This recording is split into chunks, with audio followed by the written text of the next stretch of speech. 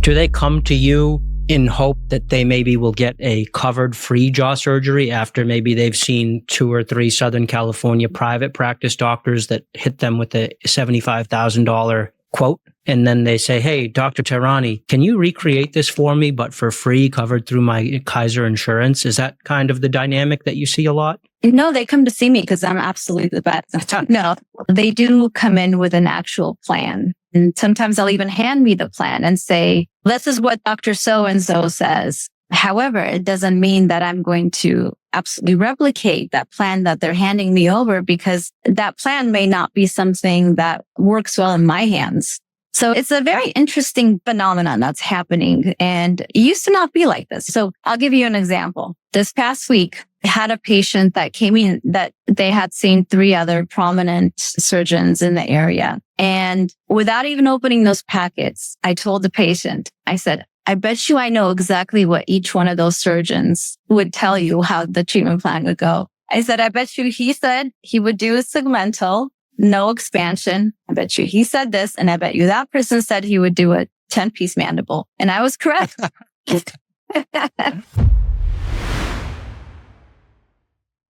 All right, everyone, welcome back to the JawHacks podcast. Today's episode is a little different. My guest, Dr. Gabriella Tehrany, is an oral and maxillofacial surgeon, and actually she's the first female surgeon that I've ever interviewed. But that's not what makes Dr. Tehrany in this episode special. What is that unlike the other doctors, jaw surgeons, orthodontists that I've interviewed, she's not a small business owner. She's not out there building a personal brand with an Instagram account where she's, posting lots of before and after photos. She's not doing some set number of jaw surgeries every week, packing them in order to maximize profit. Instead, Dr. Tehrany works inside the Kaiser Permanente system in Southern California, which is a hospital-based setting where she is salaried. Regardless of how many surgeries that she does, she gets paid the same. And that gives her a relatively unique outlook with respect to my guests. Dr. Tehrany gives us her insight as to how she thinks social media has shaped the jaw surgery world. She talks about how her typical patient encounter has changed dramatically in recent years, with patients now wanting to know at the initial appointment what exact movements she's going to do, what counterclockwise rotation and advancement millimeters they can expect. We talk also about Dr. Tehrany's favorite topic, which is integrative health. She specifically said to me that she thinks that patients spend too much time trying to choose the perfect surgeon when instead they should be focusing on optimizing their health before and after surgery in order to improve recovery times and outcomes. All right, so if you're someone who's skeptical about the way jaw surgery is being sold online, or if you're someone who's possibly preparing for their own jaw surgery and wants to optimize the lifestyle stuff around getting the best recovery and outcome, then this episode is for you. But before we dive into my conversation with Dr. Tehrany, I just want to say that if you are a past coaching client of mine, definitely check your email, because I sent out an invite to become a founding member of what is my new coaching portal called The Joint. The Joint is a member site that I built where all of my future coaching will live. So inside of The Joint, which you get access to for a year with your membership, you can sign up for 60 minutes of one-on-one calls with me, which you can break up in 15-minute chunks. So instead of having one long call, we can do lots of short calls, or we could do a long call, whatever you want. You can also DM me inside of The Joint, so that if you have a quick question, which has been a very common thing for my clients in the past, if you have a quick question, you can just shoot me a DM, whether it's a video message, a voice message, a screen share, or just a text message, and I will respond in kind. That way you can get me for little touch points along your jaw health journey without having to pay for a full one-on-one call every time. It's something I've done in order to make my coaching a little bit more affordable. And also inside The Joint are private Q&A events with me and guest experts that I bring in, such as Dr. Anil Rama, who joined us this past Sunday and took questions live from members inside The Joint. All right, so past coaching clients, check your email for the founder's discount. It's a lifetime discount if you take advantage of it. And for those who are not past coaching clients but are interested in the joint, stay tuned because the public launch will be happening sometime this August, and I will definitely be announcing that in another video. So I will check y'all soon. Enjoy my conversation with Dr. Gabriella Tehrany. I was very interested in having you on, Dr. Tehrany, because unlike all of the other jaw surgeons that I've interviewed, you're unique. You're unique in that you work for basically a large health management system. You work for Kaiser Permanente in California, in Southern California. In other words, you're salaried. You work for a big hospital. You're not a business owner. So your approach to jaw surgery is fundamentally different. You are not incentivized by doing more volume in order to make a bigger profit. You're not incentivized necessarily to advertise your services or to take jaw surgeries that are maybe not a true candidate for jaw surgery. You're instead part of a bigger system and have more constraints on what you do. And so why don't you tell us a little bit more about that? Since you are familiar with my channel, how would you say you're different in terms of your work environment compared to some of the other jaw surgeons that I've interviewed? Right. You've summarized it pretty well. We're an integrated managed care system. So that means the insurance side and the hospital physician side are coordinated. So there's advantages and there's disadvantages. You're right. We're actually incentivized for preventive care, which in theory sounds great, right? And it's a closed network. So the patients cannot go outside of the network. So there is a benefit. So you get the care coordination. If I want to order a test or if I want to perform surgery for medical reasons, then I don't have to deal with extensive insurances or pre-authorization. But you also get the good with the bad. You're stuck within this network. So essentially you're stuck with me. And there's limitations. There's definitely limitations in working in a big hospital system. Now, that's the difference, really.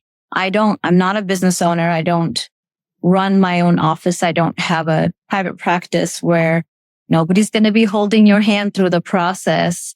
It's even difficult to really get a hold of us because we're just such a small department in such a big hospital. So you have to get a referral and you have to navigate the system and you go through a call center to get to us. And when you do, I'm very fortunate, but it's also unfortunate that I have over a year wait list for surgeries. So you have to be able to navigate the system, but there's so many benefits. We do have access to latest and greatest technology, just like everybody else. And although we are mindful of cost does not play a role when we're trying to make decisions of what is medically best for patients. And so I would say the biggest difference is that I don't have a conversation or nobody in my staff has a conversation with the patient about the cost of the surgery. But you're right. There are constraints with what I work with. Being in a hospital, orthodontic surgery is a covered benefit for functional and airway reasons. And there are limitations. If someone doesn't have any functional or airway reasons, I can't perform the surgery for aesthetic purposes only. So there are some constraints, which I think in the private practice world, you get to make the call. But do you have a lot of patients coming to you these days who want aesthetic jaw surgery? I think that's definitely a concern for a lot of patients. And they may have airway issues or they have other issues as well. But yes, I think a lot of patients do come in for aesthetic reasons, especially after I think platforms such as this or social media has essentially made jaw surgery more of a mainstream type of idea. And so patients are a bit more aware, self-aware. They're aware of their aesthetics and their proportions. And do see a lot more patients coming in for aesthetic reasons. Do you think they see some of like the jaw surgeon Instagram accounts with the Because essentially what those are is it's a feed of before and after photos where you can say, look at that transformation. That seems to be like the oomph that jaw surgeon Instagram accounts go for. And so do you think it's possible, or do you think it's possible to have an aesthetic issue, a real aesthetic issue, without also having a functional issue? Do you see those as two sides of the same coin? I don't want to ask a leading question. And I guess that gets into, what does Kaiser classify as a functional issue when it comes to airway? Yes. I think you can have a purely aesthetic issue. Aesthetics is very subjective, right? But having an aesthetic issue that is due to your form or your jaws being in the incorrect position, that's what I see more, right? So I don't see people that come in too often without any jaw anomalies and talking about their cheeks. Obviously, I don't see much of that because they do have to go through a referral process.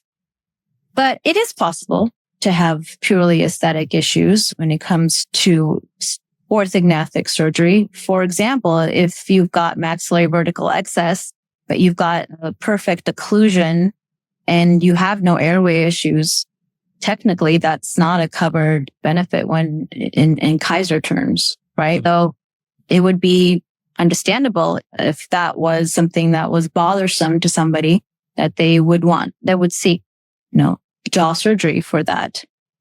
So a vertical maxillary excess, that might manifest as a very gummy smile. Correct. Right.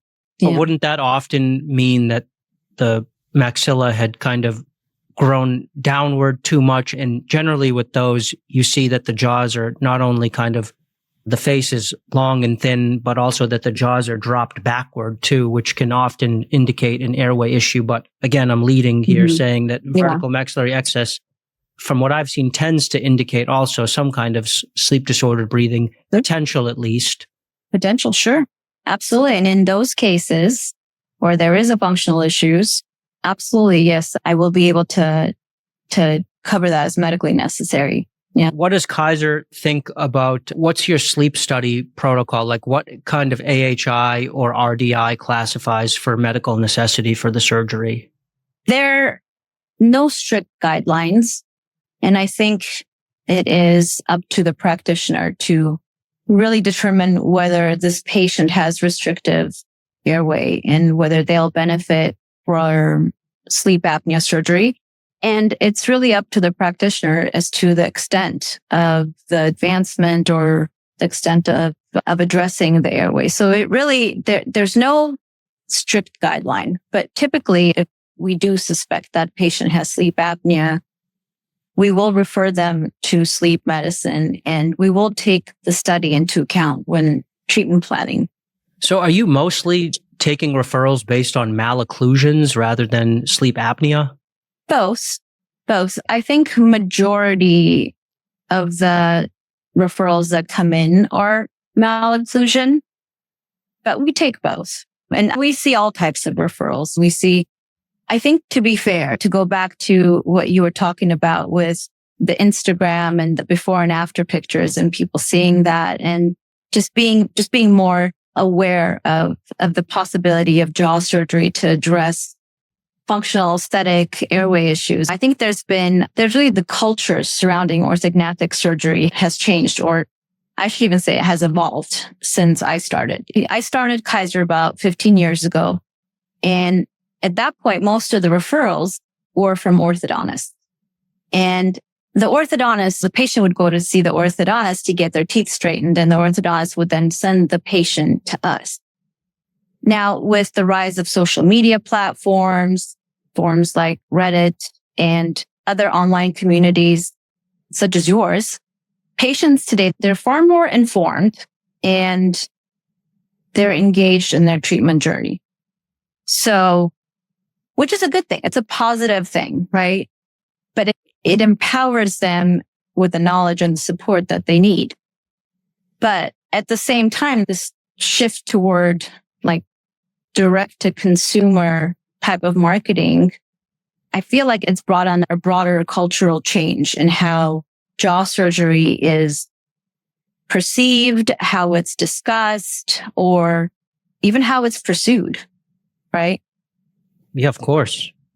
So it's not, social media has been great. I think it is empowered patients, but I also think that, how do I say? So with the rise of direct to consumer marketing on social media, there's a growing trend among surgeons to curate like a distinctive personal brand. Okay. Which is totally understandable. And that's just the way, the nature of the beast. But I feel like in some cases, this branding can feel more like a gimmick rather than a meaningful differentiation, if that makes sense. And again, I'm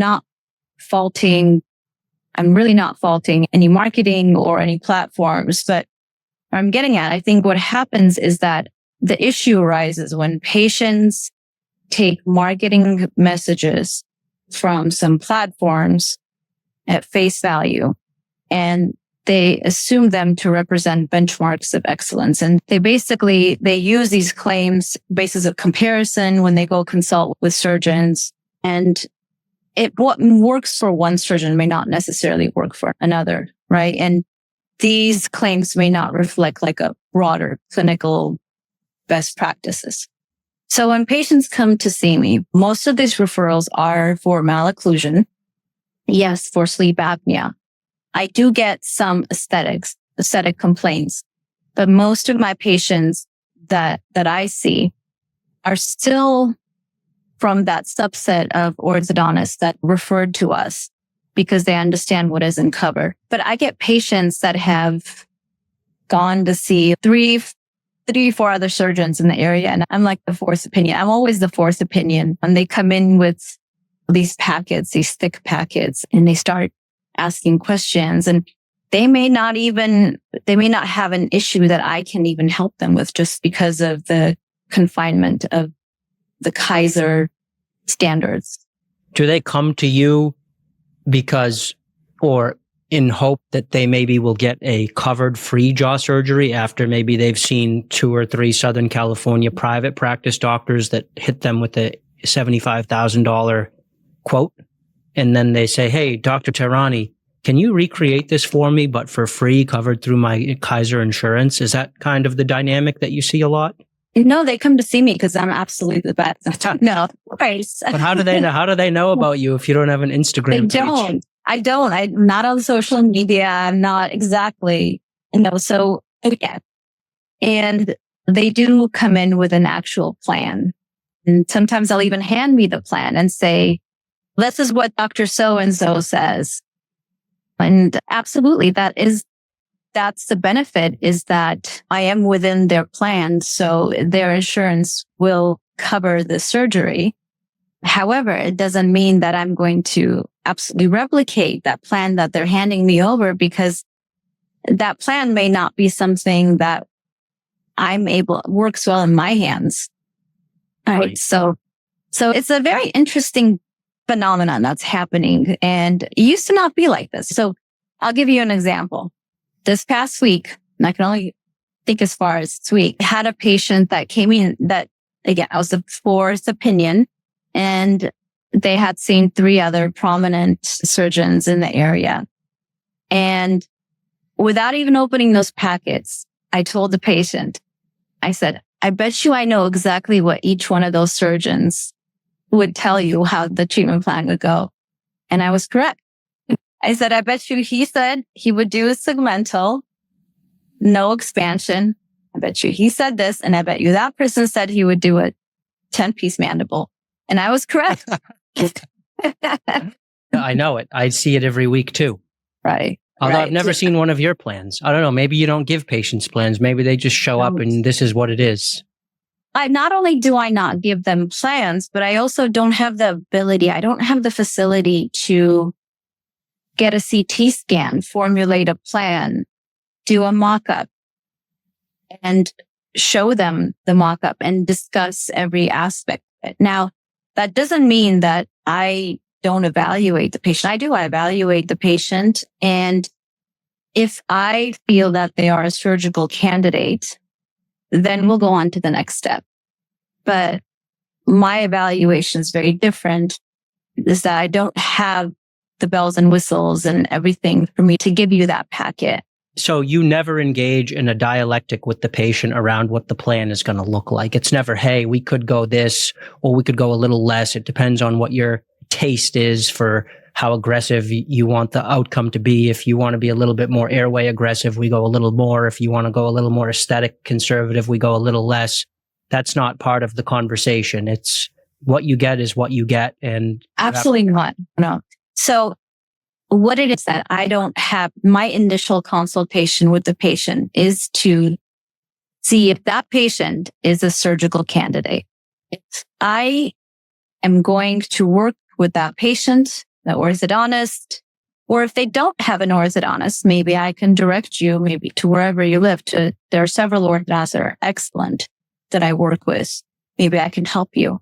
But that initial consultation does not go into detailed treatment planning with numbers, how much. And when I tell you, patients will ask me, how many degrees of counterclockwise rotation are you going to do? I've had this question asked many times, and that's not a question I'm going to answer at that initial consultation. That initial consultation is just to make sure that you are a surgical candidate and how can we go on to the next step. And the next step may be a year and a half later, when you're ready for surgery. Or if you are ready, the next step, and unfortunately, is still a year later because my wait list is that long.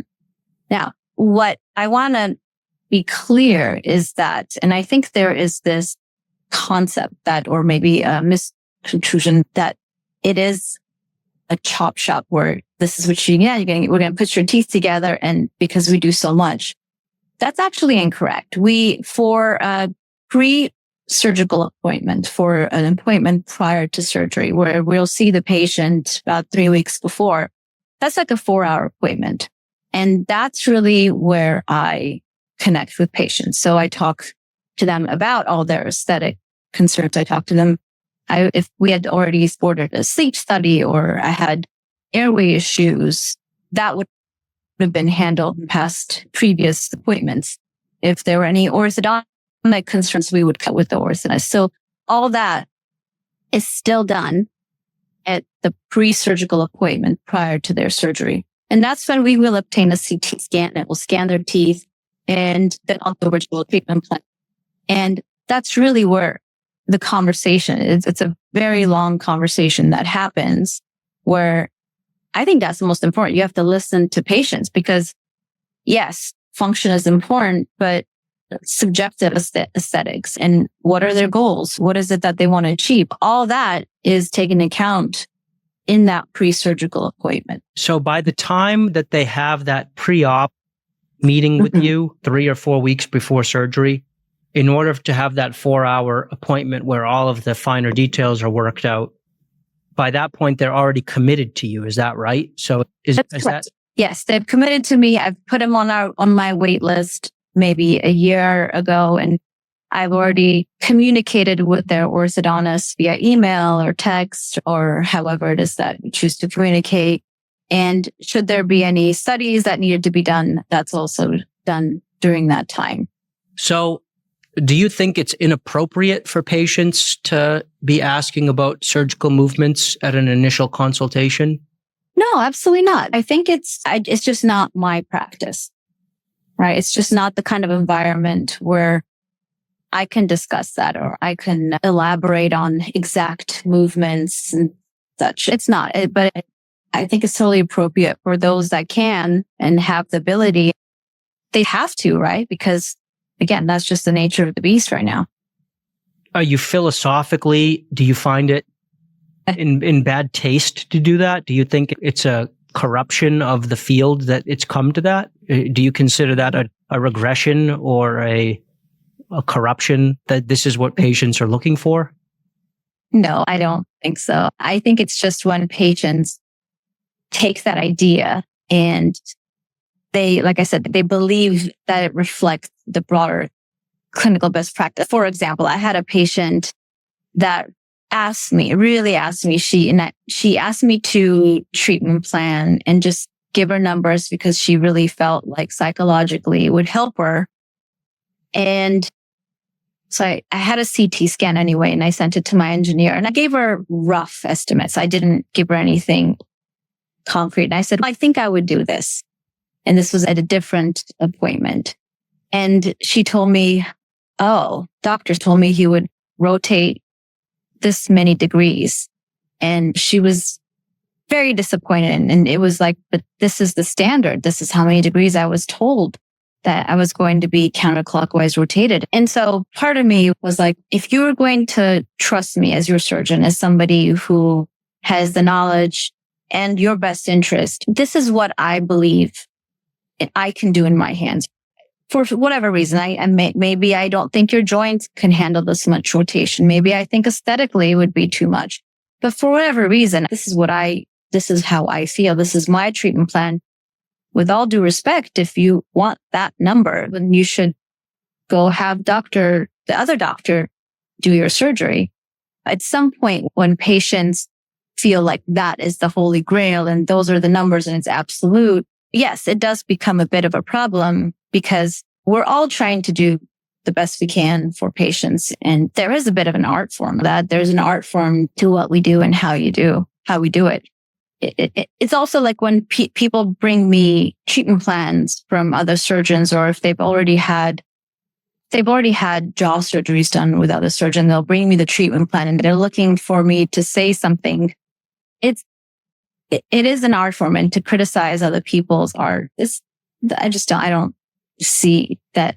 Right. But at the same time, there are good surgeries and bad surgeries. Every surgeon is qualified and has the credentials, and every surgeon expects their patient to trust them. But should jaw surgeons be trusted by default because there's just so much? And maybe this is an artifact too of the social media era of jaw surgery. There's this sense that the default surgery is a kind of a botch or is mediocre or worse. And so patients are trying to find that right answer of what is the right amount of rotation or advancement or segmental or not. So how do you balance wanting to navigate what is really a minefield? And maybe you disagree that it is a minefield. How do you navigate that with just trusting the surgeon? That's a great question. It's really a philosophical question. This is, at the end of the day, it is a medically necessary surgery, but it's an elective surgery. You're electing to do this to improve your quality of life, your airway, your aesthetics, your proportions. And that is a difficult philosophical question to answer. I think most orthognathic surgeons that do a lot of surgery are pretty good.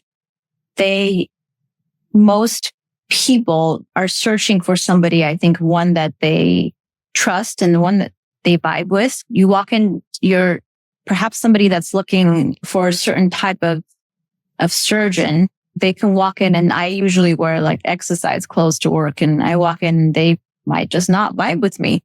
So you have to trust your surgeon. You have to vibe with your surgeon, but also you have to be able to communicate and be able to feel comfortable to communicate these things. But do I necessarily let patients come and do the treatment planning with me? I don't, because I have a way of doing things where this is the way that works for me. I like to do my treatment plan with my engineer, where the two of us just bounce ideas and talk and look at different types of movements. And it may not be the best for patients to come into that process. That's what works best for me. Right? But am I communicating each aspect, risks, benefits? If I do this, maybe every aspect of what we try to do, we try to balance aesthetics with function. But how do you go? See, I'm rambling on again. See, how do you really trust a surgeon? That's why I said there's a lot of positives that come out of social media and platforms such as this. And there's a lot of support, and there's a lot of patients that do have the kind of knowledge that they didn't have before. You're right. But there's got to be a balance where you at some point just have to trust your surgeon to do what's best for you. So when you said you talked to your engineer, does that mean that you're working with a company that does the custom plates? It's kind of a buzzword, as you know. Are you working with a custom plate maker and a custom plate engineer planner? And if so, is that do Poisynthese materialize, or is it something different? Can you clarify what you mean by your engineer and the role that they play? Virtual treatment planning, I think, is standard of care. So we plan each case virtually. As far as whether we use custom plates, that case by case basis. And again, that's one of those things where there are patients that will come in and again, they think it's custom plating is end all be all, and they'll only seek surgeons that use custom plates. Personally, I don't use it for every case. I think there's a real application for custom plating, but I don't typically use it for every case. I don't think there's indications for certain cases. And whenever I have a large movement, maxilla or a down positioning in the maxilla, I like using custom, but I don't use it for routine small movements. We've had a little bit of technical difficulty, but why don't we shift gears? You said offline to me that your real passion is integrative medicine and how it relates to jaw surgery. Can you tell me more about what you mean by that? And you even said that you think patients put too much energy into finding the perfect surgeon and not enough into getting their health in order for surgery. What did you mean by that? Yeah. Okay. So, and here, that's my gimmick, right? Because I love to incorporate ideas of integrative medicine with my surgical patients. So when I first meet my patients, in fact, after we determine that they are a surgical candidate, I'll start talking to them about how to optimize certain aspects of their life so that they can have a successful surgery and help with the recovery. So after we go through the whole technical aspect of orthodontist, this and that, then I'll start asking them about things such as their diet. Now I'll start with the diet because I think that's probably the most important, and most Americans don't have the best diet. We eat ultra processed foods, which are highly inflammatory. And I think that affects surgical outcome, right? I'll talk about hydration. I'll talk about exercise. I'll talk about what supplements that they take. Should they take supplements? I look at their lab work. And most patients, in my opinion, are deficient in vitamin D, which is really critical in healing.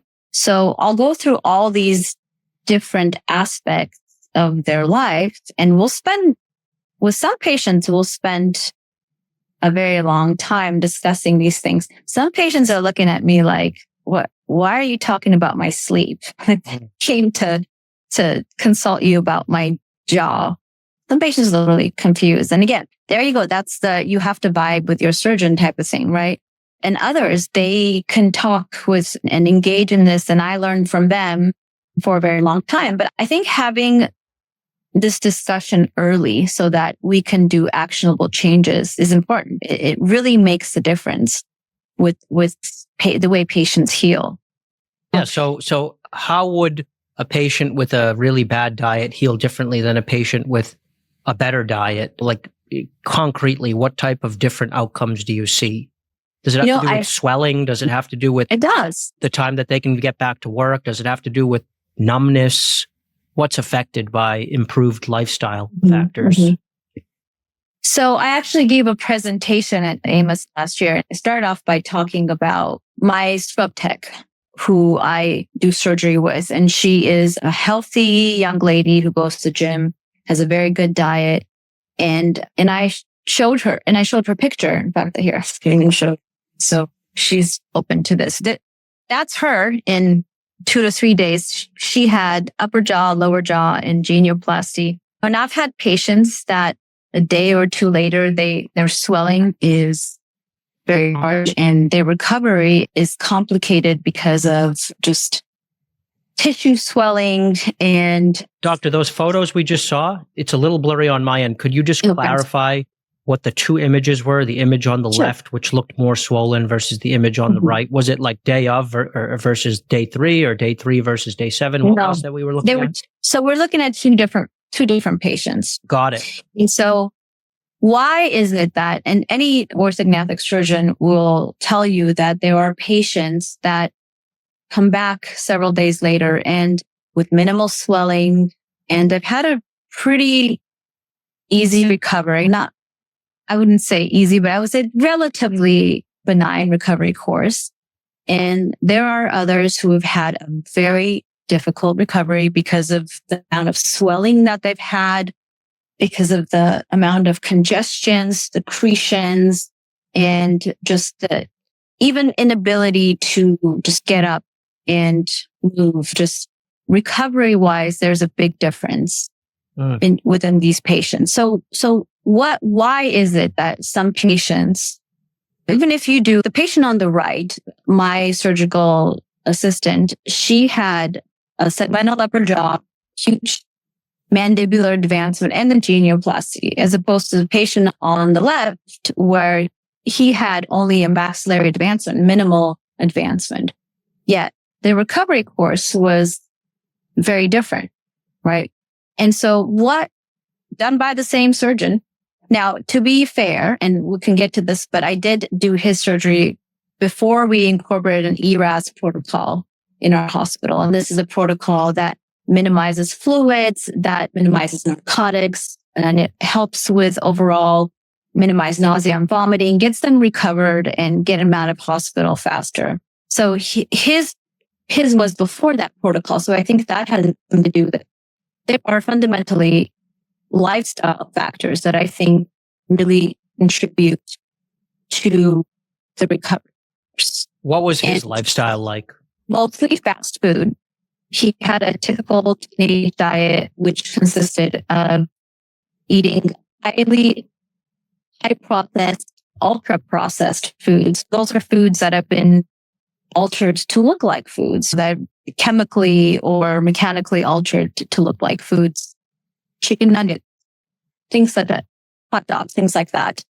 Sleep. I think sleep has a big impact on recovery. Sleep is something that most people, their sleep is disrupted or they don't fully recover. And so sleep has hydration, obviously smoking, that's a big one, alcohol use. All these factors to impact how your tissue recover, how you heal, how easily you can bounce back. My assistant actually changed my mind about how early I mobilize patients. So we would say, okay, you can't do any heavy lifting or any workout for a while. She told me that she was back at the gym with 25 pounds and 82. So if you're somebody that is able, that you're used to working out and that's your baseline, I want you to get back to your baseline early. So I'll tell patients that they need to start walking day 1, 15 minutes outside so they can get light. I see you're wearing blue light blockers. I appreciate. Yes, thank you. Yeah. I'm big on light. I do. So I actually discussed that I want you out. I want you outside early in the morning or late in the afternoon walking, because I think that's powerful. Walking outside, red light, and I think the first week. And the second week, if you are somebody that's used to lifting weight, and that just get back to their baseline much faster and they recover faster. And overall, I think when it comes to swelling, when it comes to infection risks, I think that their diet, pre-diabetic or diabetic, their risk of infection is a lot higher. So but they have less chance of infection. So all of that matters with their overall base starting. So I'll actually spend time talking about rather than clockwise rotation. Sure. Have you heard of patients using hyperbaric oxygen for weeks prior to surgery as a way of boosting their health ahead of surgery, obviously combined with other lifestyle stuff? Let's assume that they have diet figured out and exercise figured out and light and sleep hygiene and all of the really difficult stuff. What other sort of tips and tricks, maybe hyperbaric oxygen sessions or supplements, can be used to take someone who's already fit and to get them ultra fit ahead of the severe trauma of a jaw surgery? Okay. Hyperbaric oxygen, I not heard of that per se. I think that's probably a very costly thing. You start out, it's easy. But hyperbaric oxygen, it's very simple. So let's talk about simple ways to buy. So nothing powerful as red light. So even if like somebody is using like for surgery, there's speaks of circulation, speaks of recovery, speaks of breathing, that has to do with mitochondrial function. So increases your speed, I think it's great.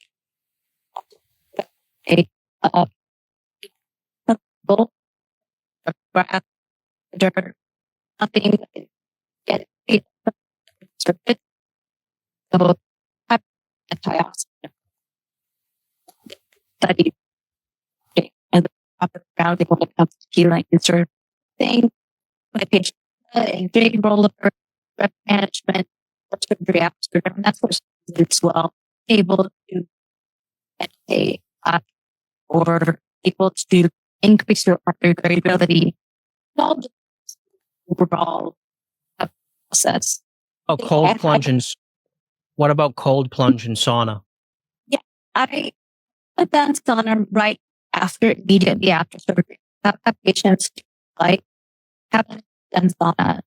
I just not immediately after. I'm not going to do 2 weeks after, but for surgery, absolutely. I think those are great biohacking, great science based.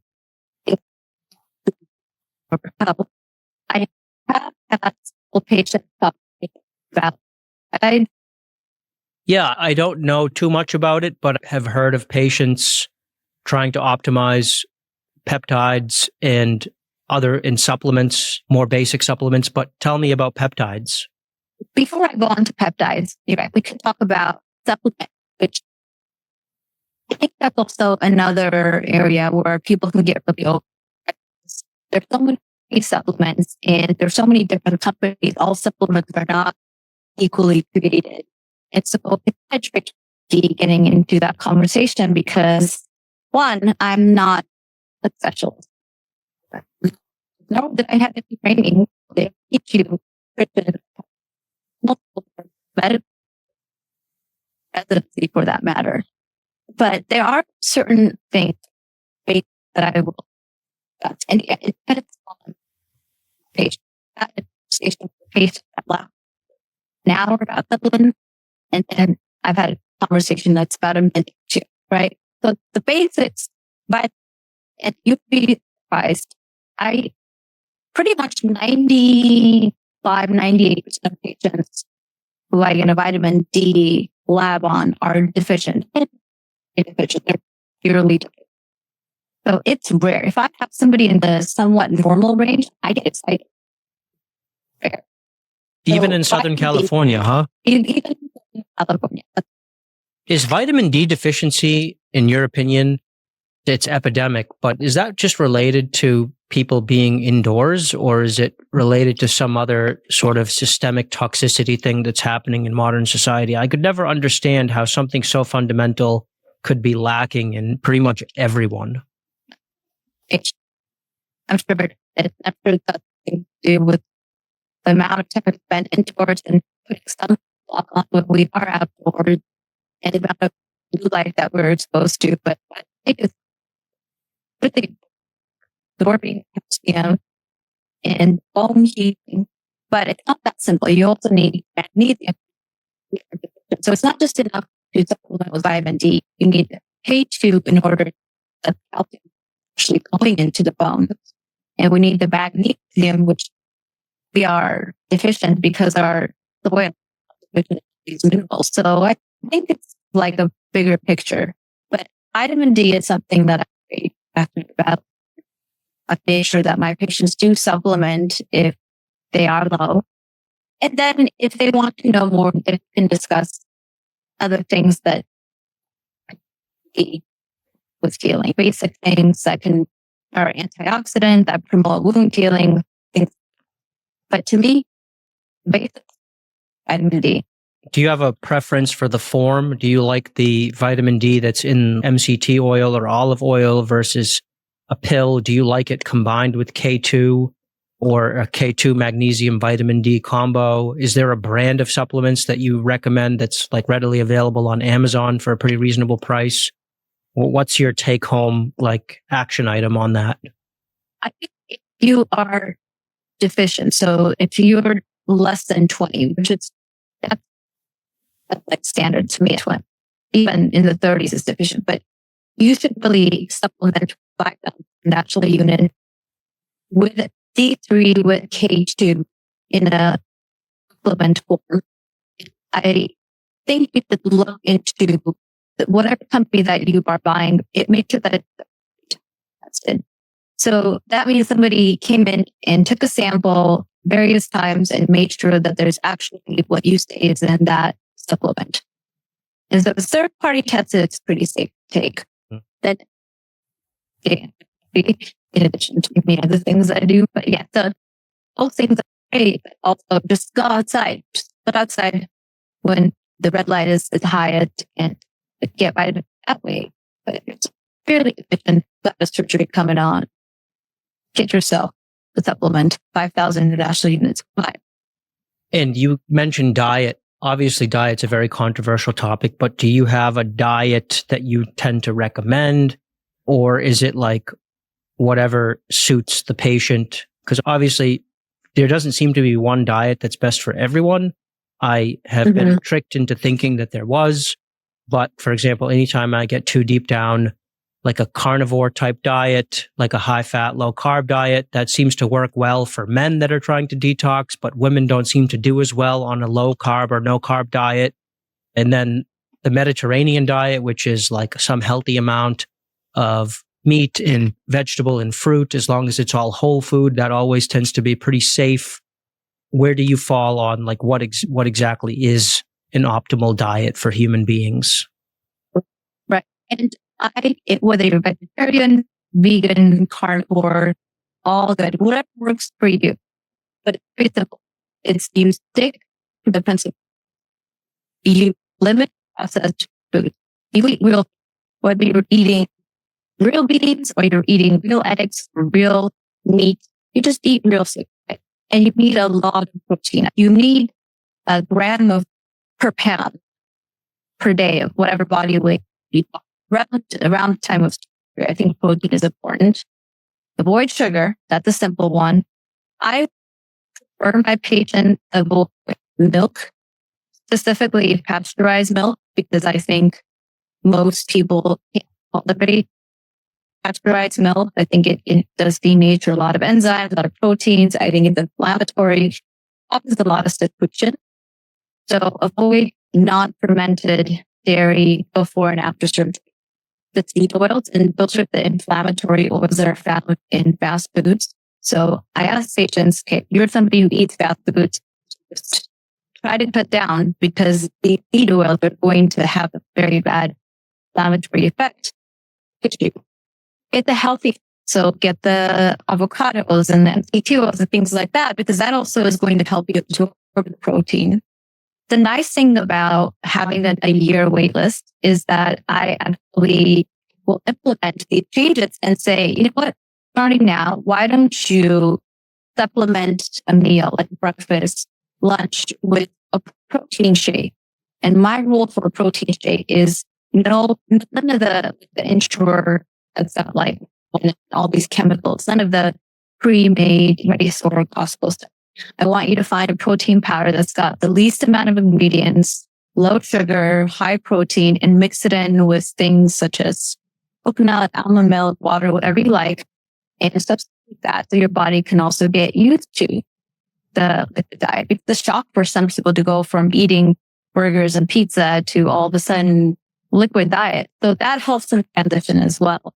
Have you actually worked with any patients that have been on a vegan diet and have gone through jaw surgery? That would seem to me to be inadvisable just due to a potential lack of building blocks after surgery.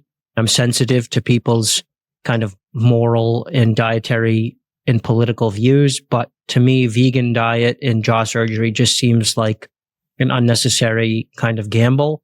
What are your thoughts on that? Yeah. And how do you have a vegan diet that's not high in carbohydrate? Right. And when people say, oh, I'm vegan, I'm vegetarian, doesn't necessarily mean that it's a healthy version. Just if you say, I'm a carnivore. No, a carnivore can mean you eat grass-fed, grass-finished meat, which is great, right? Or it could mean that you eat burgers and hot dogs all day. So I do think that being a vegan, you need to make sure that you supplement with minerals and other sources where you may be lacking. But I've also seen, I have had vegetarians that do it, and they have had a very minimal swelling. I have to say that I've seen a lot of vegetarians, because it is an anti-inflammatory diet, essentially, if you're doing it correctly. If you're eating like processed vegetarian food, it's not going to do you any service. But yes, I have seen. So it just depends on the quality of what you're eating, really. Yeah, you kind of got to when someone says vegetarian or vegan or carnivore, you have to double click on that and see what the actual contents are. Right, exactly. What about, we've talked a lot about optimizing physical health pre and post surgery, and it's basically the same as optimizing physical health always, which is diet, exercise, lifestyle stuff, etc. What about spiritual health? How do you mentally prepare people for waking up and all of a sudden they can't feel their face and they're swollen like a balloon and they realize there's no going back? And how do you get them ready for that?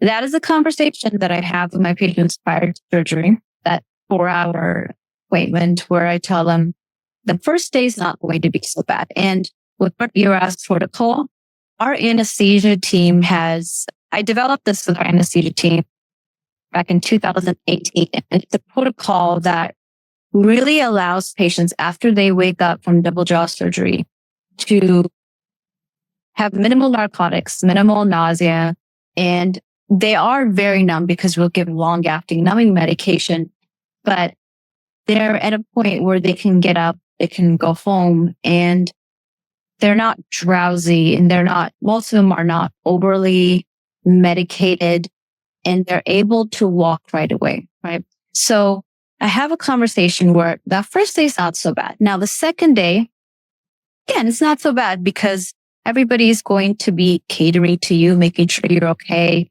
You're not that swollen yet. And you're thinking to yourself, oh, this is easy. I got this. It's really the third day where all of a sudden everybody that was checking on you now is out having fun. And you're there with immense amount of swelling, congestion, salivation, and you're hungry and you're hangry and you're bored. And you look in the mirror and you think to yourself, what have I done? I hate Dr. Tehrany. Those are real emotions that I tell them you are going to have. And that's normal because I'm going to be putting bones and repositioning, and there's going to be some recovery that goes along with that. That's to be expected, right? Day 4 is actually going to get worse because the swelling gets worse. Everything kind of gets worse, right? Now, first I want you to first recognize that, okay, this is something that everybody goes through. This is something that I have to not endure, but I have to accept. And that's normal. And actually, people who deal with anxiety do better after jaw surgery because they're used to these feelings, they're used to these emotions, and they know what to do, and they've got coping mechanisms, right? And so I teach them to do things such as if you have a dog, go walk your dog. That always makes me feel better. meditate, take a deep breath, do whatever you need to do, binge watch a show, read a book, write a book, whatever it is that makes happy, calm, keep yourself busy. But no, this is all normal process of healing, right? Post-surgery. I will give anxiety medication. And for those that need it, that's there for that purpose. Take it. Like what? What might you prescribe for that? I give 1 milligram, which is a very small dose of Ativan. And I don't like it for sleeping purposes, but I do recommend for anxiety purposes should you need it. Is that available in a liquid form or is that a pill? It's a small pill. It is available in liquid form, but I don't do liquid. I do the pill because my patients aren't tightly closed. They're mobile, so they're able to open enough to put the pill in there. And so I just think it's just easier to do that. But there's so many things you can do. Post-stress relief is very important. I've had patients use CBD. I've had them do guided imagery. I had a patient that would just sit there and visualize and meditate. That really helps.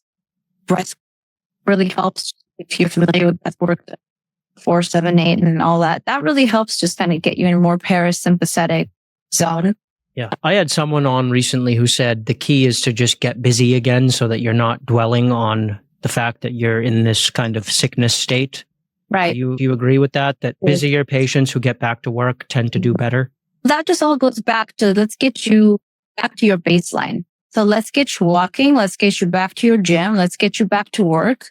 Right. So you don't need 6 weeks to recover. We need to get you back to where you were at faster. And the way to do it is to get you mobilizing early and doing these things ahead of time that it's going to help you get back to the baseline.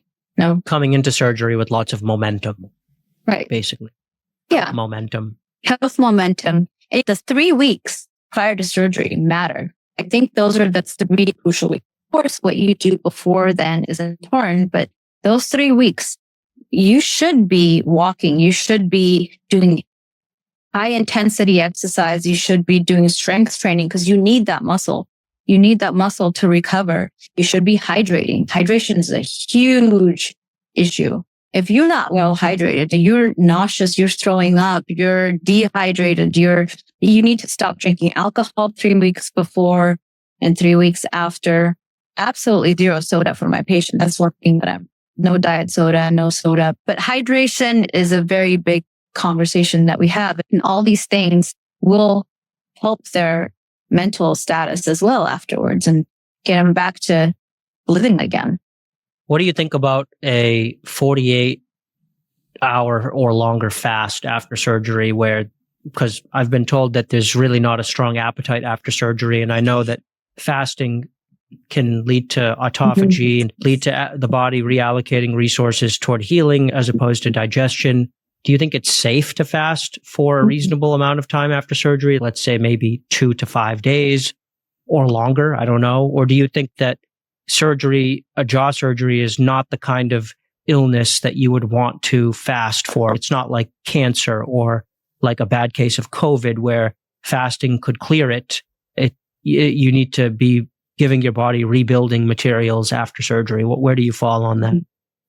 So it's such a good question. I think everybody's different. I think not everybody can fast. Not everybody should fast, but I do something similar. So I have my patients for 2 days on clear liquids. So that's bone broth, chicken broth, or vegetable broth. And what that does is it allows them to get the protein. It's clear liquid, so it allows the incisions to heal. And similar to fasting, without actually fasting, you are still getting the protein, but it's in a form of collagen and things like that. Yeah, I don't typically ask my patients to fast. I think they're already hangry enough, and fasting 5 days, that's a tough one, especially after jaw surgery. Especially maybe most of our patients are young teenagers I didn't realize that most of your patients were teenagers. I've even been told that it's not right to operate on teenagers because they're not done growing. Maybe, but then I've had done growing. I don't operate on people unless we have verified that their growth is complete.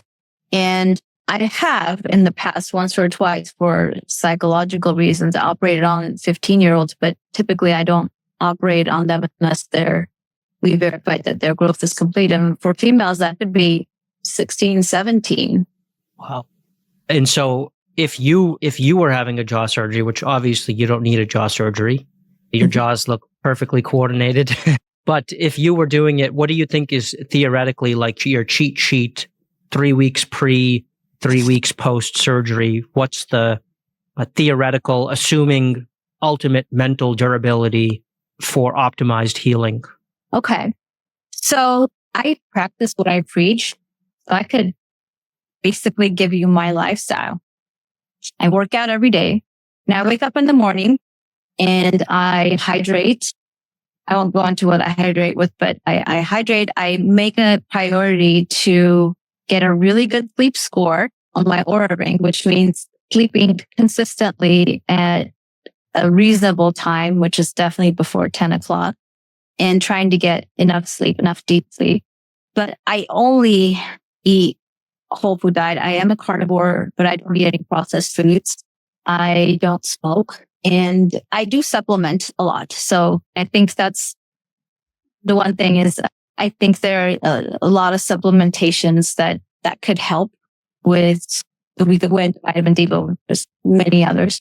But just overall having a good, balanced, healthy life and pretty simple. I'm going to tell you something. I had a patient come in last week.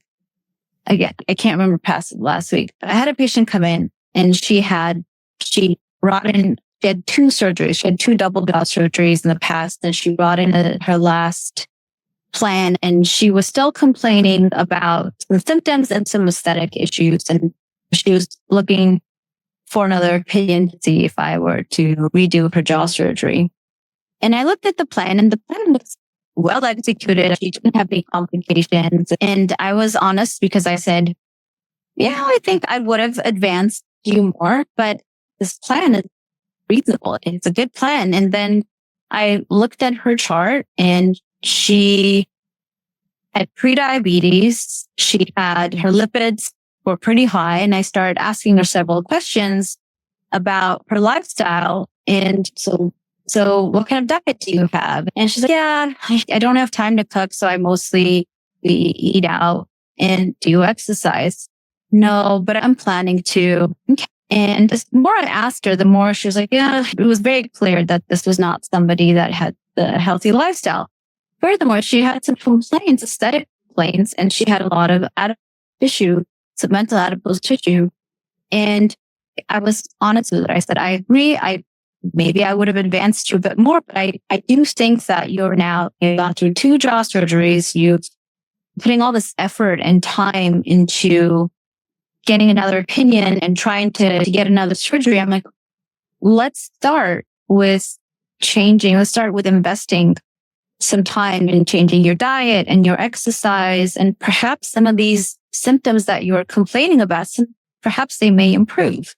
And so I think that's where I'm getting at, is that patients you have to have a balance. Of course, I want you to put the effort in looking for the right surgeon. And what you said was absolutely correct. How do you do that? And so you get really overwhelmed. You get anxious about looking for the right person. And do I trust this person? Now, is this correct plan? Did you rotate me enough? But also just take a step back and say, what can I do? How can I make sure that I heal after surgery? I am at a disadvantage because I'm having oral surgery where the mouth is a dirty place full of bacteria. How can I make sure that my incisions are healing and I'm not in a high risk for infection? What can I do? If you put some of that energy into optimizing yourself, I feel like your surgical outcome is going to be significantly better. Yeah. Your interest in integrative health, I'm trying to understand if that's a function of who you are personally and your own interest in health as evidenced by your own lifestyle, whether it's the fact that you are not a business owner and therefore aren't necessarily interested in running a mill where you just get patients in and out and you don't want to ever see them again after their check is cashed, or whether it's a Kaiser thing where Kaiser is incentivized to not have to pay for follow-up care due to complications, or is it all three? Interesting. No, definitely not the last one. There isn't Mr. Kaiser that's you better minimize. No, it's not at all. I do have a lot of autonomy. I think it was a personal journey. And I had a family member who had a chronic illness where there wasn't much that Western medicine could offer. And the more I looked into alternative methods, the more I realized that changing diet and getting rid of, I also live a very non-toxic life. I've gotten rid of chemicals in my house and such as candles and plastics. And I realized that making these changes really made an impactful difference in that person's health. And not everybody, but for that person, their mitochondria may have not worked as well as others. So it was a personal journey. And the more I looked into it, the more I discovered new things. And it was a wealth of knowledge. None of it was taught in medical school. None of it was taught in dental school. And in fact, I was taught opposite in residency. I remember we used to tell patients, you need to drink Ensure. That's what we would tell patients, you drink Ensure.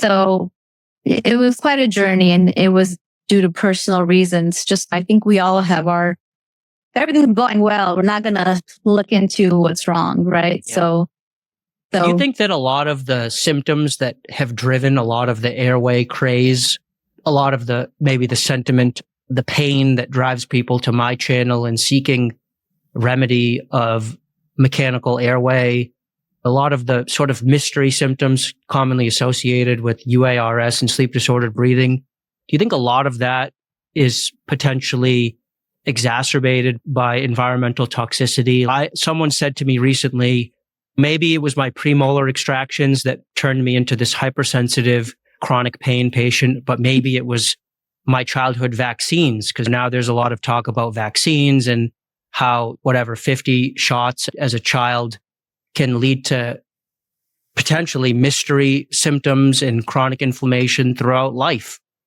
And you seem to be attuned to environmental toxins. How do you think that feeds into some of this chronic pain that airway patients are having, where they then need to scapegoat it, or are they scapegoating it into the volume of their airway?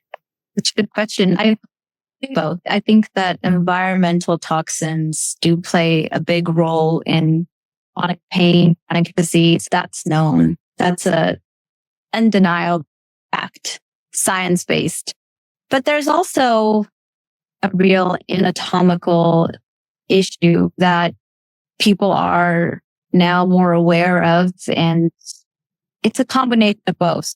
But do I think toxins contribute to the chronic disease that we are seeing? And yes, sleep apnea is one of them. And I hope someday we have just straightforward answers where I could say, yes, this did contribute to the chronic disease. As of right now, we don't, and we can only do the best we can with the information we have. And I live by the 80-20 rule. Like 80% of my life is very clean, is the best I can do, but I can't control everything.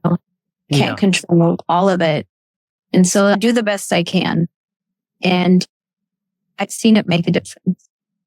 I guess I'm just trying to work out, like, some people have a imperfect bite, and it turns them into an invalid, right? Like they have this chronic pain, chronic occipital neuralgia, or chronic craniofacial pain because their bite is off by whatever. And then like boomers, like people that are in their 40s, 50s, 60s, 70s, they'll have crazy bad bites and crazy small airways, and they're like out there crushing it on Wall Street, and they're millionaires. And meanwhile, the 18-year-old Gen Z kid who has the imperfect bite is like bedridden. And it's, what's the difference between those two? Yeah. And the only difference I can think of, or one, I shouldn't say the only, there's a lot of differences, one of the differences I can think of is the amount of environmental toxins that younger people have been subjected to at an earlier age. And while claiming agnosticism on the particulars of this, like what's new for people born after 1985 or whatever, it's lots of vaccines, it's lots more processed foods, it's lots more EMF via cell towers and Wi-Fi and wearable electronics.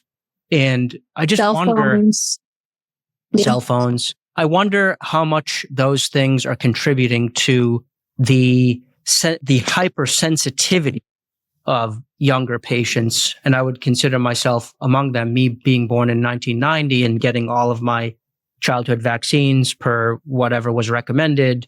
And I don't want to hammer too hard on vaccines because I know how, I'm not, if you would like to opine on the vaccine issue, feel free, but I know maybe you can't because of your situation. And I don't want to pressure you to, but I guess I'm more making a declarative statement and just offering you an opportunity to comment. But it is interesting how people aged 35 and younger seem to be way more sensitive than people old.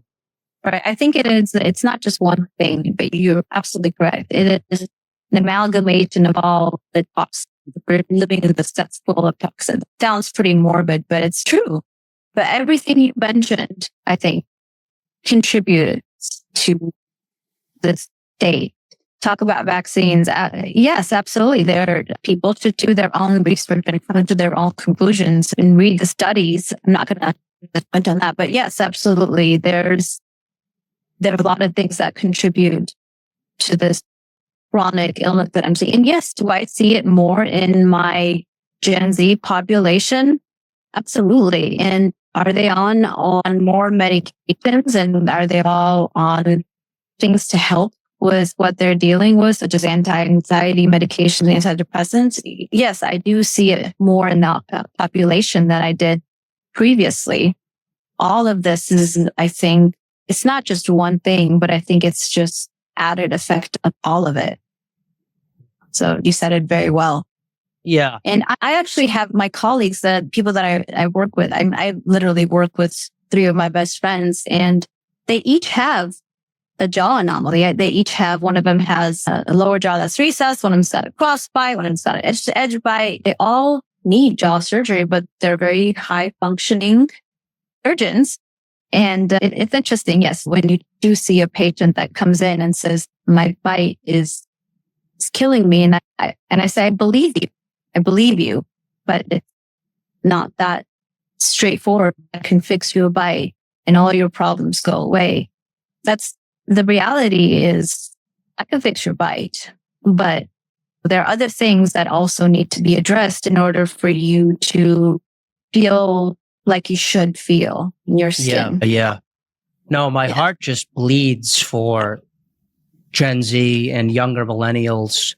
Or how difficult it is for us economically, health-wise, mental health-wise. And that's the generation that drives this space. I think a lot of the jaw surgery content has been really blown up by people that are age 35 or younger. And it's tough being a younger person. And I think that a lot of them see a potential answer in jaw surgery.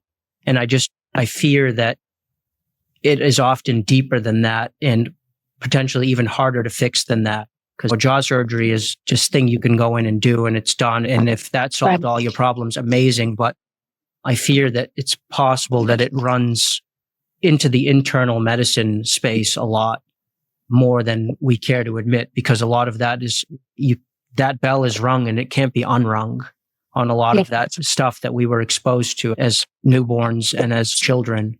And the best we can do is knowledge is power. And now with my kids, I just got them expanders, and they're both being, oh man, I'm not going to lie, it's tough getting them expanded every night. I'm like, you're doing this, we're going to expand my body. If I can teach them, if I can model, if I can help them have a healthier lifestyle, and at the same time, anatomically intervene early enough, the best I can do is just it's just kept on as I Yeah. can. Yeah. Yeah. What do you think about, are they in dental expanders or are they in skeletal expanders? Dental expanders. And it was so difficult to get one of them to actually even allow for that to be placed. They have most amazing orthodontists that really has a lot of patience. Honestly, that's another whole can of worms, like skeletal, dental. I think at this point, they're so young, but it's not my area of expertise. I often have patients that come in that are older and they'll ask whether they should have surgical expansion versus a MARPE versus I do a SARPE. So I only deal with surgical expansion. So I only make the lower cuts, the full on. The hyrax has already been fabricated by the orthodontist, whatever they want, whether they want a skeletal or whether they want a dental. I'm okay with, because I'm doing a surgical expansion where I'm exposing it like a before incision. And so I know it's going to expand because I've made the cuts and I've made sure that the maxilla is loose. But I have patients that come in and they'll ask me, okay, what do you think? Should I do this with the MARPE? Do this with the SARPE, or should I just go and do a segmental before? And again, that's to me, that's very patient specific, but I work with Audrey and she's down the street and she's done a lot of non-surgical expansion. And our patients, look, if you are able, if he's able to expand you successfully and predictably, then sure, do it. Save yourself the surgery. But there are certain patients that I think will benefit from a surgical expansion. You've got the, here, actually, I have a picture presentation. You've got that high vault palate, the V-shaped palate.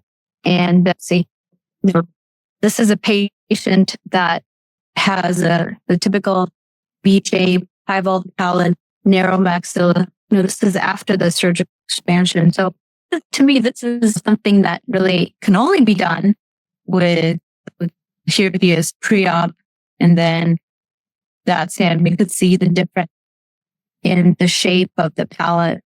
So yeah, that looks a lot. That looks nice. Yeah, it looks great. But those are the patients that I think you might not want to try a MARPE. You could. And I've had this conversation with the patient where I said, yes, absolutely. If you can, they can get you expanded without surgery. Great. I'm a minimalist. I'm a surgeon, but I'm a minimalist. So if you can achieve a predictable, stable result non-surgically, absolutely do it. But is that what you've seen? Is that what you've seen though come out of the MARPE world? I usually only see the patients that have either failed because now they're coming for surgical expansion, or I have seen some that have foregone the initial surgical expansion, have done a MARPE, and then now I'm doing the final orthognathic surgery. And during the final orthognathic surgery, I usually still have to do some segmentation. But I've seen some MARPEs work, and I've seen them not work, and I've seen patients who would have completely failed as well. So I think it is very dependent. I think it's case by case dependent. It also depends on your bone quality, your tissue, your palate shape. There's no set way of doing things. Have you seen asymmetries come out of MARPE that you've had to correct surgically, where a patient has gotten blown out by a MARPE and now you have to do a cant correction surgically? You have to understand, when you're going into a MARPE, you're going into it understanding that that's a very lightly up as far as because now when I say non-surgically, I don't know. I've heard that there are people that do it with a piezo or whatever. At that point, you might as well just, if you're having a piezo in your palate, you might as well go through the surgical route and have it done from above. But yes, have I had to correct? Absolutely. I've had patients that have had asymmetric xygoma expansion as well. But have I seen MARPEs work? I've seen them work well as well. Do you think MARPE is overdone? I'm not in that space because I see mostly surgical patients that are here for orthognathic consultation. I'm not in that space of MARPE expansion, orthodontics, dental. But it seems that that's the craze now. Just like in orthodontic surgery, it's like custom implants, custom plates, minimally invasive. It's the same thing when the orthodontic work, where everybody in the orthodontic world, where I feel like everybody's just kind of coming up with their own personal brand and image. So that's definitely true. Yeah. Everyone's got their course. Everyone's got their own name for it. yeah, Everyone's got their own marketing as to why their way is best. I'm not sure if they're trying to sell courses or if they're trying to other dentists or if they're trying to sell expanders. Sometimes it's hard to tell.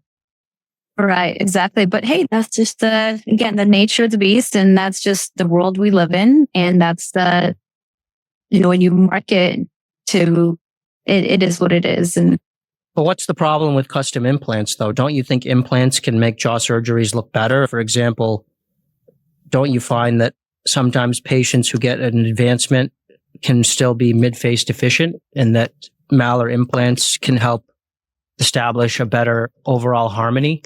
perhaps in some patients, and others, I think if you advance the maxilla, I think you're going to have some advancement of that soft tissue as well.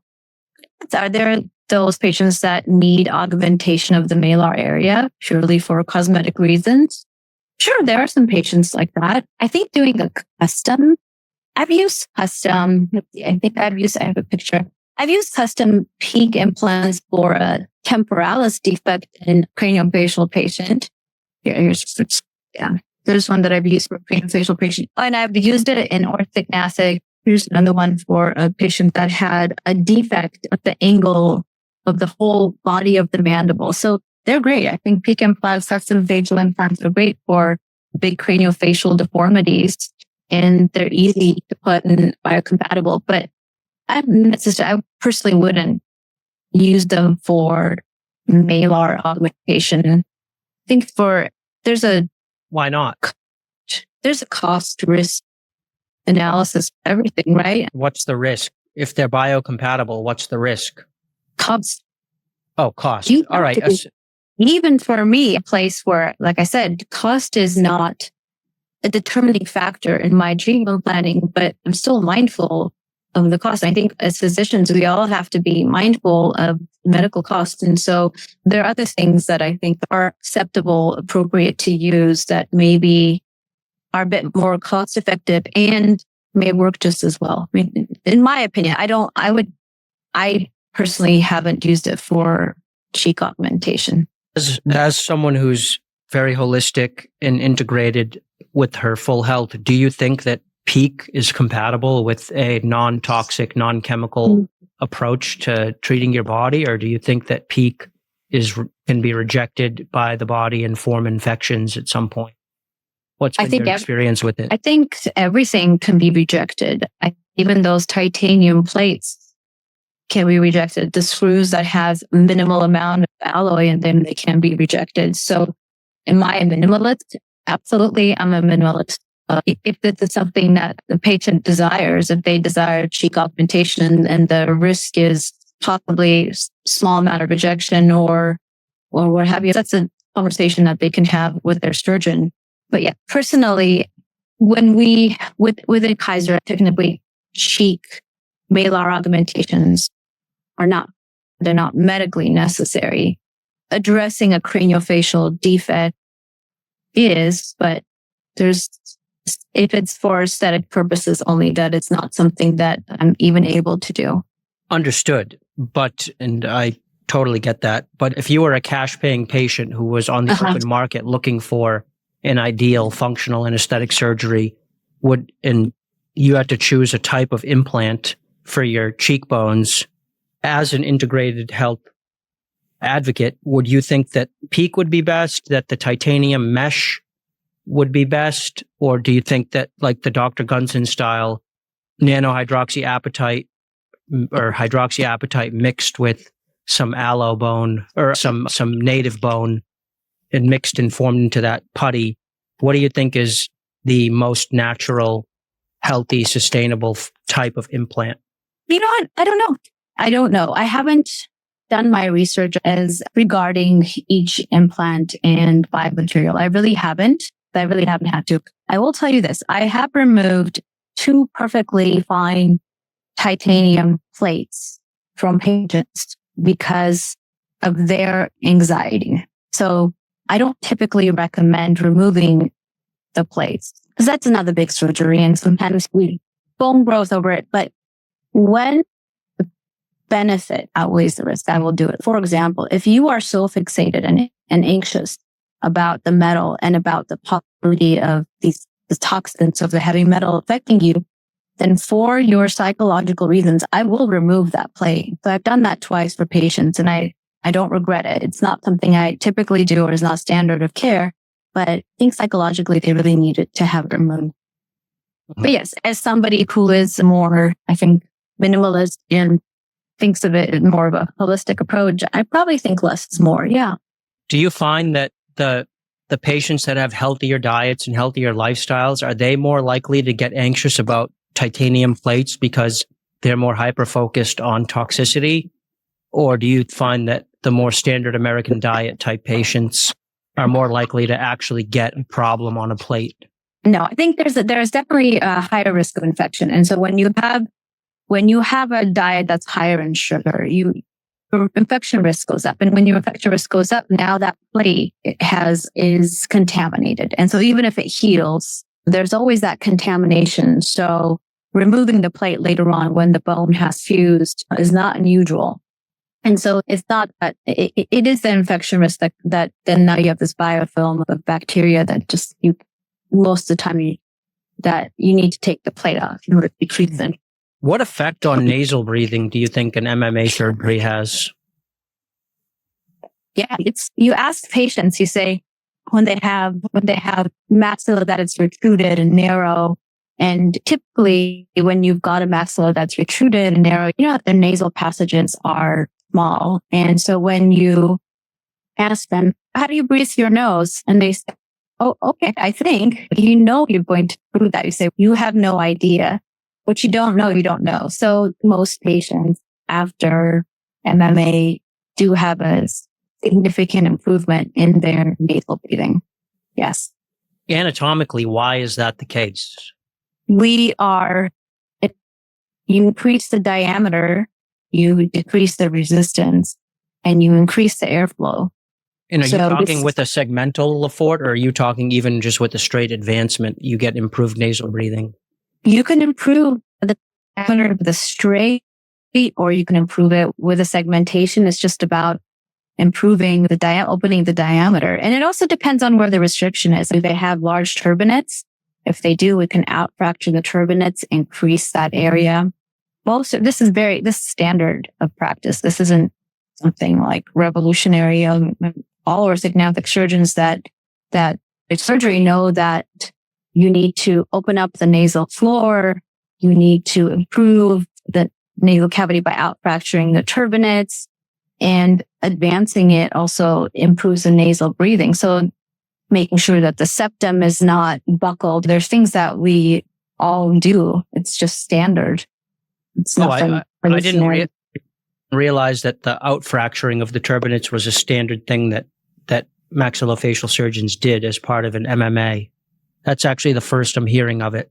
I think most surgeons do. And look, I was raised, so I went to UCLA for 14 years.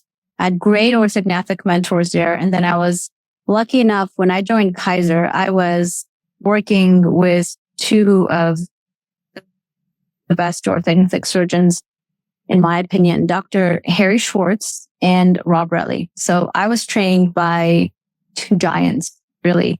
And so all of my colleagues were also trained by Harry Schwartz, and we pride ourselves we're doing good quality work. And when we do orthognathic surgery, there's steps that you take, and I think those are pretty standard. There might be like little deviations, and everybody might do them a little bit different, but I think the basics are the basics.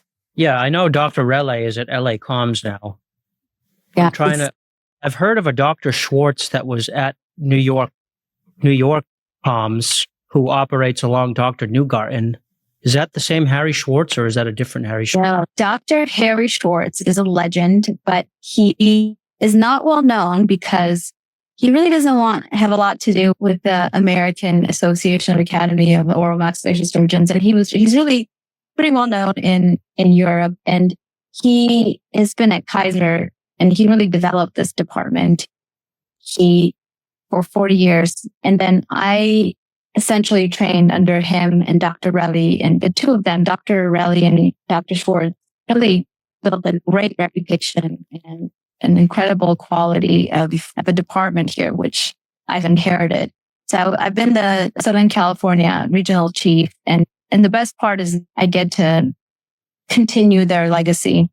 They've set the groundwork, and so all of us have been trained by either Harry Schwartz or Rob Relling. Schwartz still operating?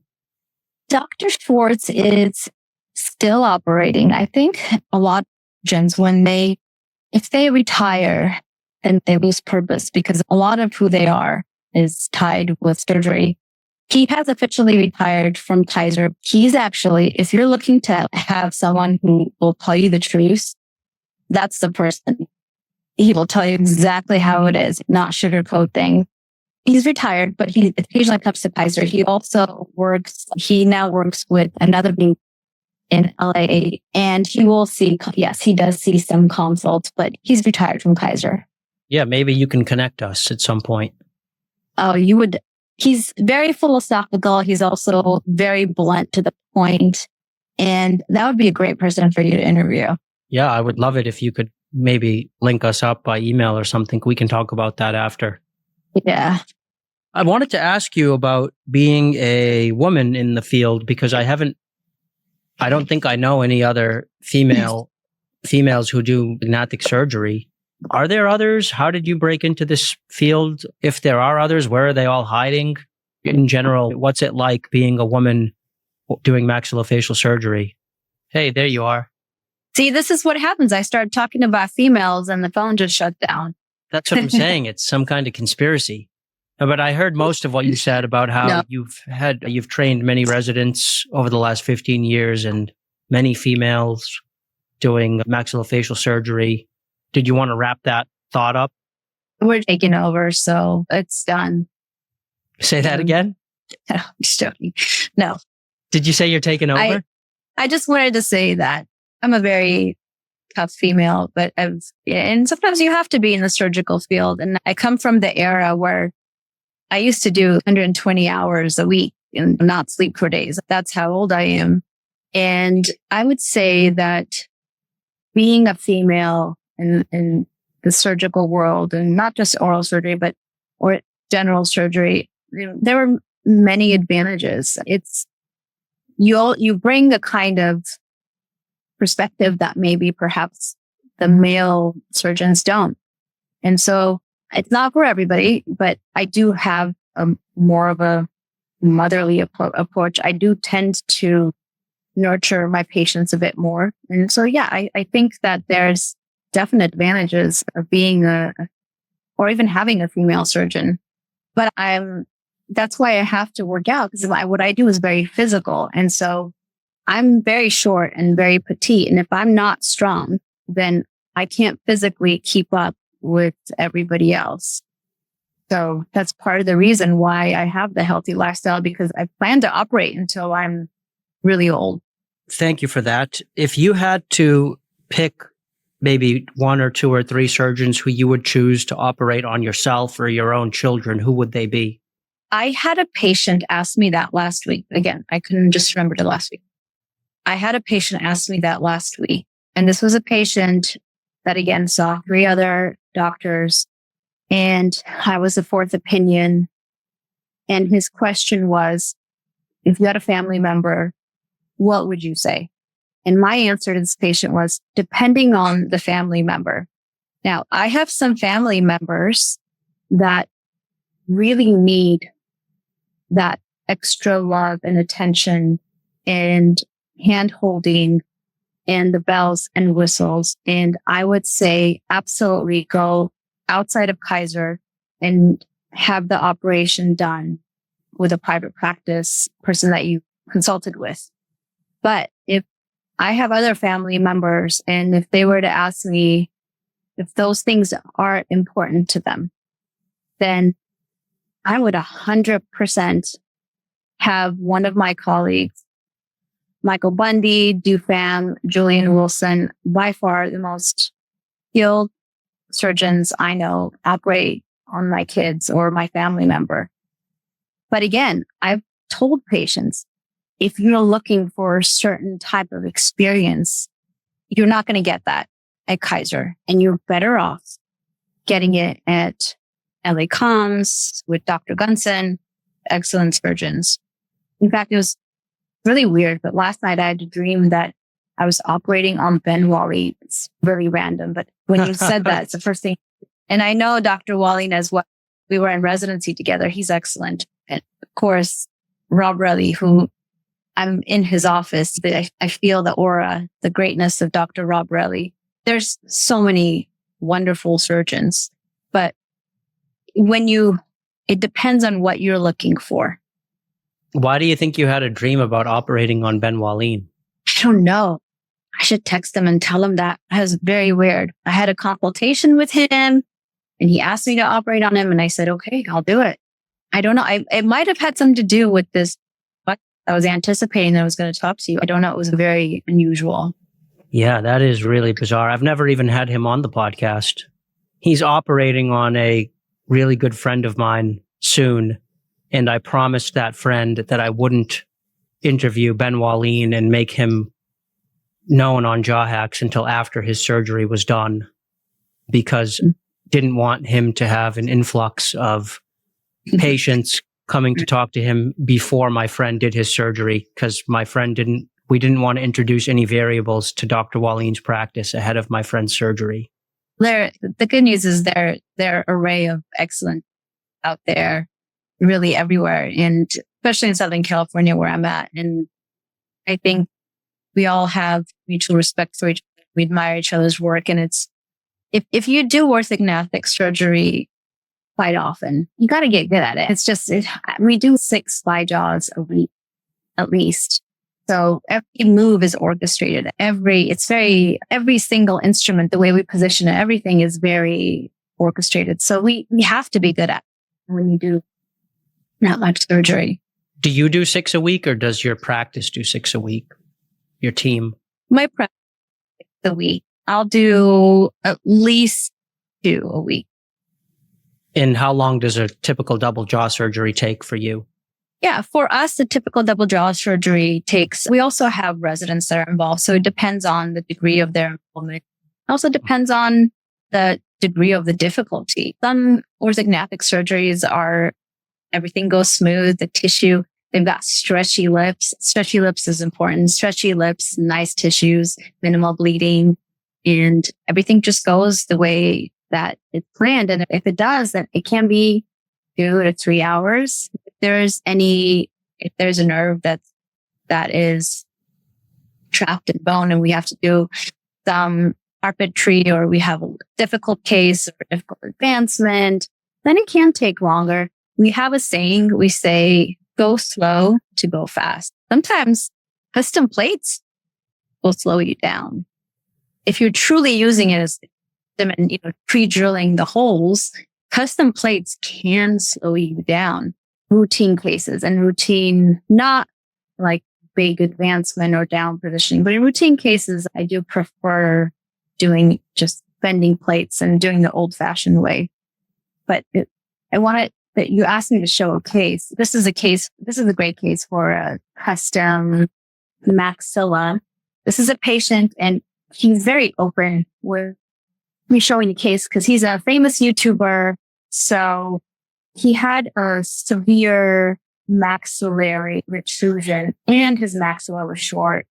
And so I decided to do everything in the maxilla because I felt like that's where deficiency was. So I advanced the maxilla like 13 millimeters and down position it quite a bit. So this is a great custom plate because having a maxilla, that's what we call a chandelier maxilla, having that pre-bent, thick custom plate that gives you that position accurately is really important. So that's him before, and that's at 4 weeks after Here's a picture of him. He took this, I think, like the first week post-surgery. That's me with workout clothes because that's all I wear. And that's him before and the day that he removed his braces. So in that scenario, obviously custom plate is faster and it's great because you can predetermine what the thick bone is and it really helps you get that stability and get that advancement. If you could just briefly comment on how technically the custom plates slow you down on more routine surgeries. What exactly is happening that causes the slowdown? You have to put in a guide that where the pre-drilled holes go, but that can take time. Just dissecting and making the guide fit, pre-drilling the holes, making the osteotomy, and then taking it off and then completing it. All these extra steps takes time. So in cases where I think that they're not going to give me much more benefit than stock plates, I love bending plates. Bending plates is important. So to me, it slows me down with the way we do it. We also put the patient to a splint and we double check, make sure the custom plate matches and it makes sense. So for the way we do it, I think it slows us down. But in cases like the one I showed you, absolutely. Not only did it help, but also stability wise, it's going to help the patient long term as well. All right, doctor. Last question. In the era of the social mediaification of orthognathic surgery, what is one thing that you caution patients about? I talked about the idea of thinking that this personal brand or image is like the standard of care, and that's what I have to look for. I talked about that, so I'm not going to go over that, but also just seeking perfection. And because what is perfection? What are you trying to accomplish? To ask yourself. I'm just like you are, I think, looking into possibly orthognathic surgery, right? And just ask yourself, am I trying to get my bite corrected? Am I trying to improve my digestion system because I can't masticate? Am I improving my airway? Do I want to look a certain way? Am I trying to make myself feel better? Am I trying to get rid of my headaches? Be true to as to what you're trying to improve. And ask whoever you are consulting with if those are realistic expectations and if those things are going to improve. And why are you doing this? Because at the end of the day, besides if you've got severe sleep apnea, no, this is an elective procedure. And so it's an elective procedure that has risk. And I've past 15 years, I've seen it all. I've seen from minor stuff to major stuff. These are things that you are willing to do in order to improve whatever it is that you improve. And if this is something that benefits outweigh the risk for you, then do it. But just know that it's not going to solve everything. Can solve a lot of things, though. No doubt. Anyway. Dr. Tehrany, thank you very much for your time today. And it's really been a pleasure having you on, and best of luck out there in Southern California. Thank you so much, Ron. Best of luck to you as well. And appreciate you wearing the blue lockers. I know you did that for me. Oh, thank you. Yeah, I need them with this big key light over my head for a 2.5 hour session. Otherwise, I'm smoked.